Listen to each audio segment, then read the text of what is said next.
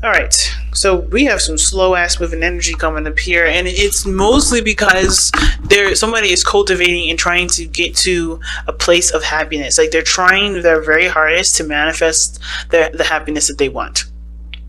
So they're taking it slow, they're being very cautious with it, but they're really putting in the work necessary. Okay, they're really trying to put in some sort of like foundation, if that makes sense. They're really putting in the grunt work. They're not trying to speed past this, they're not trying to hurry things up. They're trying to be gradual with it.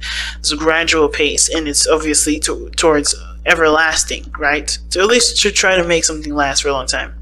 Now with release your ex, time to release, time to clear your energy. The only card I see here regarding, well, actually there's two cards I see here regarding this. Actually, four. Death, Tower, and the Eight of Cups. Like, those cards right there does talk about clearing your energy. And even the Hierophant, in a way, can do that. And you would think that the Hierophant would have that release your ex sort of type of energy, but when it comes to fives, you are shifting or changing something. And that change is releasing of something, letting something go, and embracing something new. And it's usually just like both of those is happening at the same time, adjusting, changing. So you're letting go of perspective and embracing a new perspective that truly and completely tailors to you. So I feel like the progress is coming from a certain standpoint, and how somebody perceives moving forward. The cautiousness, the speed, and how things are moving forward. Things are changing regarding that. So pick the side that resonates with you guys the most, Capricorn, okay? Because I'm going to start with this person here. The Page of Cups is the person's mental state, right? This mental plane area, right? So the way they think about this relationship is the Page of Cups. So I think this person is very much aware that there's communication that's needed. They know this is their heart's desire. It's something that they cherish and they nurture very closely to their hearts. This is something that they love very deeply and very emotionally. This is something that extremely precious to them, right? So I think they also understand too that the relationship is in desperate need of heart-to-heart conversation, right? There's definitely a need to communicate and talk things through, and to be open about how they feel and how they what they want going forward regarding the relationship. Now the other person, how they think about this relationship is the Eight of Cups. Now it could be two things. This person's feeling emotionally drained, and this relationship no longer offers what they feel like what they want, but it's mostly because they were looking towards a relationship as a source to figure out what they wanted, which wasn't the place to do it in the first place. Well, it was, because I think the relationship displayed something to them that honestly would help them go after what they want, right? That I don't know if this is them saying, you know what, I'm done with this relationship. It served me for a purpose of finding my true self or finding what makes me happy. I'm done. It could be just that this person realizes what they don't want, but they also see the relationship as an opportunity to seek out what they do. But the relationship, here's the thing, the Eight of Cups, you don't know what your heart's desire is yet. Not until the Nine of Cups. And I feel like this is probably, like, they know what they don't want, and they're going in this relationship thinking, I don't want what I don't want. I don't want, obviously, what I already know doesn't make me happy. I think this also person shows that they're emotionally drained with the situation, and they're looking to find what their heart's desire really is, right? Well, this person has it. Obviously, I think this person's seeking it. It's interesting, right? You got the seeker and the obviously the person that possesses the heart's desire, and this person is literally looking for the Page of Cups. Right? And I think that they are so emotionally drained that they don't obviously see that what they have, the person that they, the thing that they want is right in front of them, because they are already looking at the situation from a standpoint of, I don't want this. I've gone through this. I don't know everything that they've been through, or the situation from a standpoint of what makes them dissatisfied. Now, how they're showing themselves is the King of Wands. They're going after what they feel. They're going by the moment here. When the King of Wands comes up, there's no really long-term energy. This is all like in the moment kind of rapid thought. So they're not coming from a place of trying to create something for the long term. They're creating, they're going based off their hearts and their heart's desire in the moment. I know it sounds very Knight of Wandsy, but the King of Wands does construct this in a very creative way. It's not flighty like the Knight of Wands. It's more of a, I'm truly going to truly going after what I want, truly going after what makes me feel good. And they are truly just being in the moment and just finding the happiness within themselves and not trying to find it outside of themselves. So the way that I feel with the King of Wands differs from the Knight of Wands is that the King of Wands, he commits to what he wants to do, and he makes, he does put in the energy and the time to grow it to its fruition. The Knight of Wands is just like, he's great with fun and having, starting something and coming up with great ideas. But of course, when shit hits the fan and it gets a little serious, even if it's a project that he wanted to start out initially, he doesn't stick around. And the King of Wands, in my opinion, he does stick around for it, but it's of course because he understands that he knows what he wants and he knows what he's going for, and therefore he can continue to use that energy of passion to continue to build on that. So this person is very, very passionate right now. They're expressing themselves immensely. I feel like the King of Wands is a great expresser. They're living their life as freely as they possibly can because they are emotionally drained, giving their energy away to situations that didn't satisfy them at all. So they're being very, very passionate and very true to themselves, being authentic to themselves. They're no longer, being the person that's stable or that's reliable. They're just being themselves. They're not thinking about the long term at all. Now, the other person has got Death here. Now, even though they're thinking of the relationship, or how they think of the relationship is the Page of Cups, maybe something that they've wanted, the desperate need of heart-to-heart conversation, or this is a cultivation of something that they want, they're releasing the past. So I feel like they're still wanting to start something new here, with the Page of Cups. They're opening their heart up, but the more they open their heart up, they realize that they're having to let go of the past, let go of the old things that didn't work out, let go of a situation that may not have benefited them, or they did benefit them in some way, but no longer serves them to hold that sort of perspective, that sort of stance, that sort of belief anymore. You know what I mean? Because what is before the Death card? It's the Hanged Man, and that's talking about releasing a certain perspective. And I feel like with Death coming up here with this person, it's like, I feel like this person's like, they're having to to let go of some things, and they're having to leave behind grudges and pains and anguish. They're trying to, heal themselves. And even though this relationship for them is, of course, something that they've wanted, I think they have to ultimately be honest with themselves that honestly, they have to heal first. And I think this relationship is opening the door for them to heal and bring in new life. You know what I mean? Because death isn't just about releasing. It's also about new life. It's also about having space, or having the space to incorporate and to give birth to something new.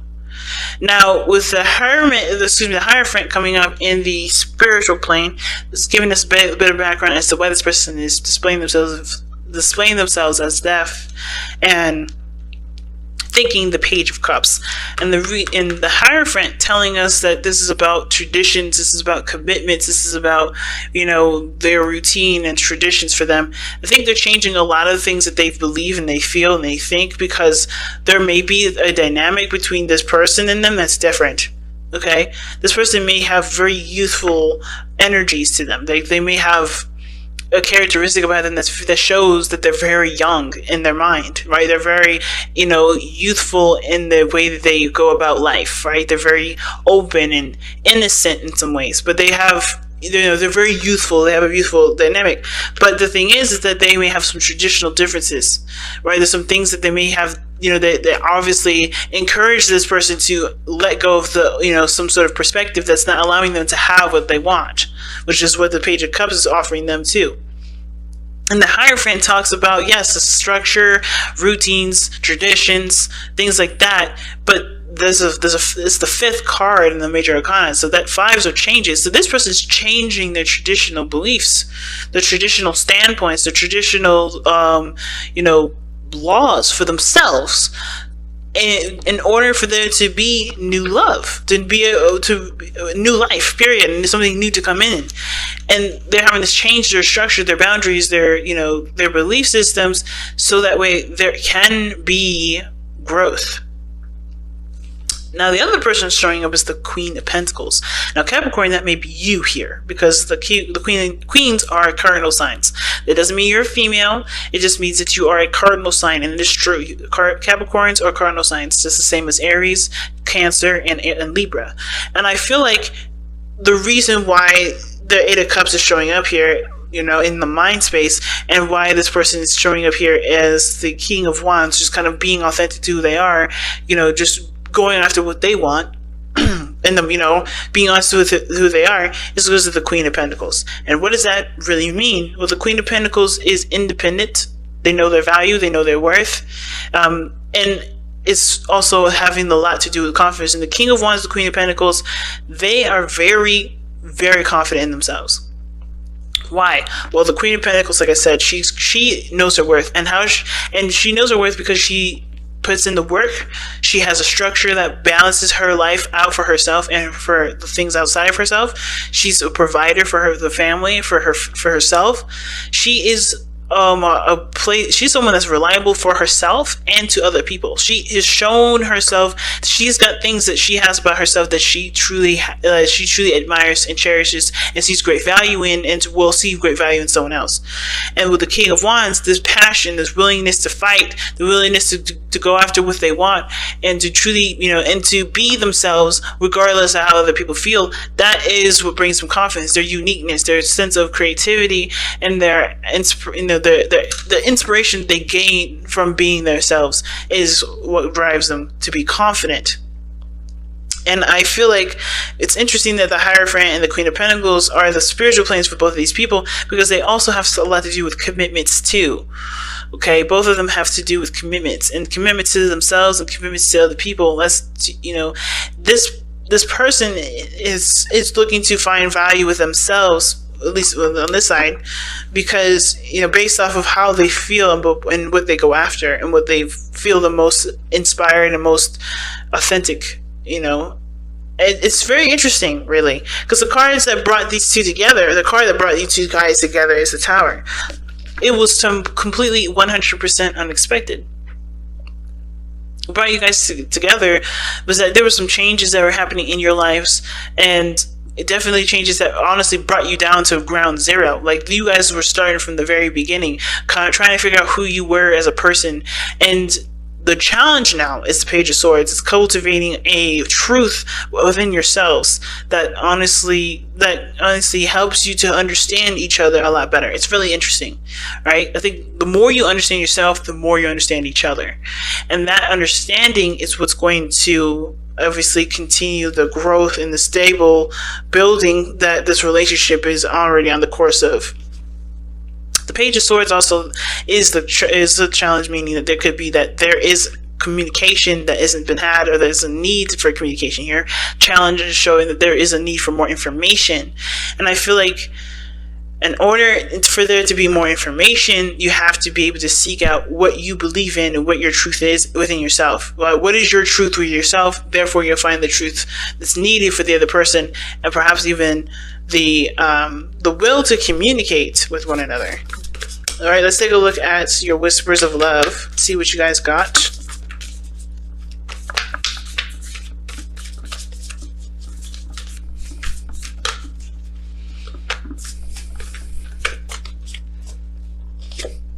Oh wow, focus on love.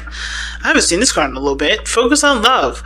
Look for the good attributes in each and every person in your life. And focus on love is such a powerful card, because you don't necessarily need to look at the facts or the physical stuff. It's about how you feel, and it's about the things that, it's understanding the person's character and the dynamics of that person's character, of course, of what came to be and how it came to be in the first place, that this card is asking you to delve into. It's like very hangman-ish, kind of like seeing something from a different angle, but it's like focusing on the parts that bring you two together, not the parts that split you two apart. Releasing your ex isn't necessarily about letting someone go from the past. It's also about letting go of it's really about letting go of the pains or the things that hold you back from that's keeping you from being able to have a future with either a new person or the person that you want to return to.